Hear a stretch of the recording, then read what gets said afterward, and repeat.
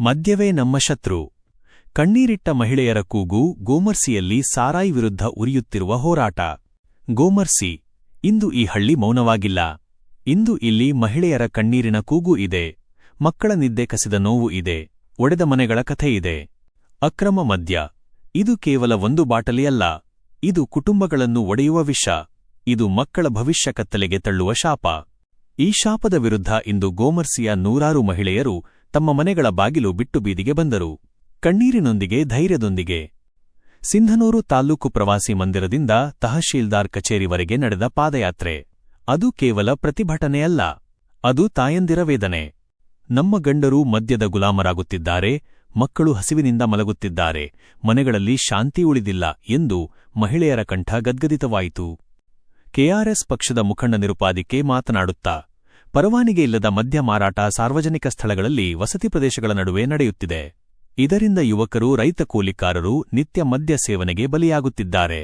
ಇದು ಕಾನೂನು ಉಲ್ಲಂಘನೆ ಮಾತ್ರವಲ್ಲ, ಇದು ಸಮಾಜದ ಮೇಲೆ ನಡೆಯುತ್ತಿರುವ ಅಪರಾಧ.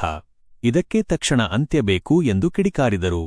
ಅಕ್ರಮ ಮದ್ಯದಿಂದ ಮಹಿಳೆಯರು ಅತ್ತು ಅಲೆಯುತ್ತಿದ್ದಾರೆ, ಮಕ್ಕಳು ಭಯದಲ್ಲಿ ಬದುಕುತ್ತಿದ್ದಾರೆ, ವೃದ್ಧರು ಅಶಾಂತಿಯಲ್ಲಿ ಕಾಲ ಕಳೆಯುತ್ತಿದ್ದಾರೆ. ಅಂಗಡಿ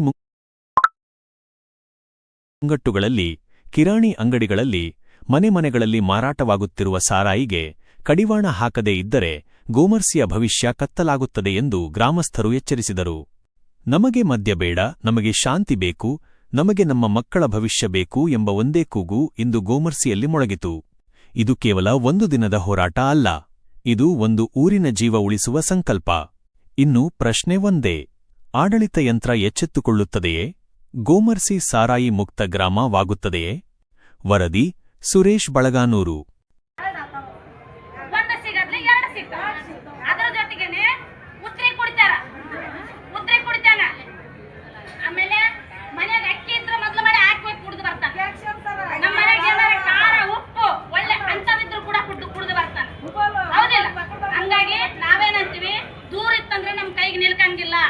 ನಮ್ಮ ಪಕ್ಕದಲ್ಲಿ ಇತ್ತಂದ್ರ ಒಂದರ ಬದಲು ಎರಡು ಕುಡಿತಾರ. ನೀವು ಬಾರ್ ಪರ್ಮಿಷನ್ ಕೊಟ್ಟಿರ ಮಾಡ್ಕೊಂಡು ಹಾಳಾಗಿ ಹೋಗ್ರಿ. ನಮಗೆ ಅಕ್ರಮ ನಿಲ್ಲಿಸ್ರಿ. ನಮ್ಮ ಹಳ್ಳಿಯಲ್ಲಿ ಅಕ್ರಮ ಮಾರಾಟ ನಿಲ್ಲಿಸ್ರಿ ಅಂತೇಳಿ ಸರ್ಕಾರಕ್ಕೆ ಕೇಳ್ತೀವಿ. ಆಮೇಲೆ ಇನ್ನೊಂದೇನಂತಂದ್ರ, ಸರ್ಕಾರ ಇದರಿಂದನೇ ನಡೀತೈತೆ ಅಂತ ಸರ್ಕಾರದವ್ರು ಹೇಳ್ತಾರೆ. ಇದು ಸುಳ್ಳು. ಯಾಕಂತಂದ್ರ ಆದಾಯದ ಮೂಲ ಬೇರೆ ಬೇರೆ ರಾಜ್ಯಗಳಲ್ಲಿ ಆದಾಯದ ಮೂಲ ಬೇರೆ ಐತಿ. ಯಾಕಂತಂದ್ರ ನಮ್ಮ ರಾಜ್ಯದಲ್ಲಿ ಜನರಿಗೆ ಸುಳ್ಳು ಹೇಳಿ ಸರ್ಕಾರ ನಡೆಸ್ತಾ ಇದ್ದಾರೆ. ಇವತ್ತೇನಂತಂದ್ರ, ಇವತ್ತು ಒಂದು ಗಣಮಗ ಹುಡುಗ ಸತ್ನಂದ್ರ ಆಕಿಗೆ ಸರ್ಕಾರ ಪೆನ್ಷನ್ ಕೊಡ್ಬೇಕಿಲ್ಲ. ಆಕಿಗೆ ಎಲ್ಲಿಂದ ಕೊಡ್ತಾರ? ಸರ್ಕಾರದಿಂದ ಕೊಡ್ತಾರಿಲ್ಲ.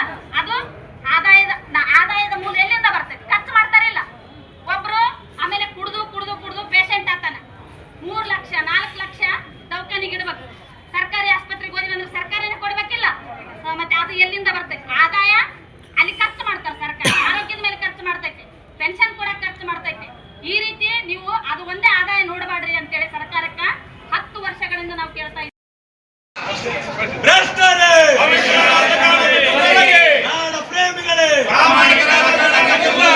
ಲಂಚ ಮುಕ್ತ ಕರ್ನಾಟಕ, ಭ್ರಷ್ಟಾಚಾರ ಮುಕ್ತ ಕರ್ನಾಟಕ, ಸರಾಯಿ ಮುಕ್ತ ಕರ್ನಾಟಕ, ಬಸವಣ್ಣನವರ ಕಲ್ಯಾಣ ಕರ್ನಾಟಕ, ಕುವೆಂಪುರವರ ಸರ್ವೋದಯ ಕರ್ನಾಟಕ, ಅಂಬೇಡ್ಕರ್ ಅವರ ಸಮಾನತೆ ಕರ್ನಾಟಕ, ಮಹಾತ್ಮ ಗಾಂಧೀಜಿಯವರ ಗ್ರಾಮ ಸ್ವರಾಜ್ಯದ ಕರ್ನಾಟಕ, ಕರ್ನಾಟಕ ರಾಷ್ಟ್ರ ಸಮಿತಿ ಪಕ್ಷಕ್ಕೆ, ಕೆಆರ್ಎಸ್ ಪಕ್ಷಕ್ಕೆ, ಕೆಆರ್ಎಸ್ ಪಕ್ಷದ ಎಲ್ಲ ವೀರ ಸೇನಾನಿಗಳಿಗೆ, ಕೆಆರ್ಎಸ್ ಪಕ್ಷದ ಮಹಿಳಾ ಸೇನಾನಿಗಳಿಗೆ, ಸಿಂಧನೂರು ತಾಲೂಕಿನ ಸಮಸ್ತ ನಾಗರಿಕ ಬಂಧುಗಳಿಗೆ